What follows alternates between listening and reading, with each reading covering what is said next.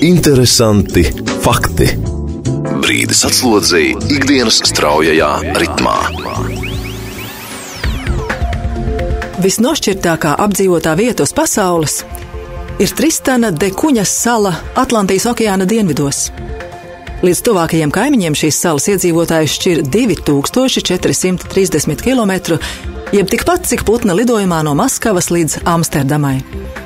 Tuvākais kontinents ir Āfrika, kas atrodas 2800 km uz austrumiem. Sala ietilpst arhipelāgā, kurā ir 6 salas, un kurš ir apvienotās karalistes pakļautībā. Gandrīz visu 98 kvadrātkilometrus lielo salu veido vulkāna konus, kas slēdz 2062 metrus virs jūras līmeņa. Vienīgā lēzenā vieta atrodas salas ziemeļrietumos, kur mājas sakopotas Edinburgas ciematā.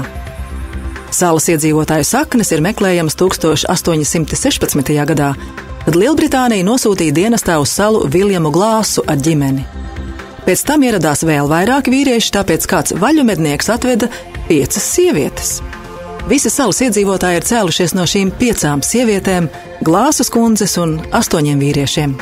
Tāpēc salā ir tikai 8 uzvārdi – Glāss, Grīms, Keigans, Patersons, Lavarello, Repeto, Rodžers un Sveins.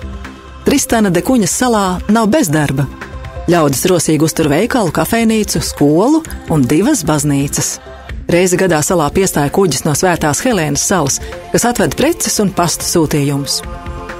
Kristiānieši tur govis un vistas un audzē kartupeļus pie mājas dārziņos. Salā mājo arī vairākas retas savvaļas dzīvnieku sugas, piemēram, Tristiāna albatros. Vissaurupākā sauszemes teritorija ir Norvēģijai piederošā Buvē sala. Tā atrodas 1642 km no Gofa salas un 1700 km no Antarktīdas.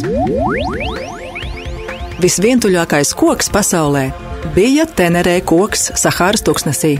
Līdz 1973. gadā to apgāza auto. No citiem kokiem to šķīra vairāk nekā 400 km. Interesanti fakti.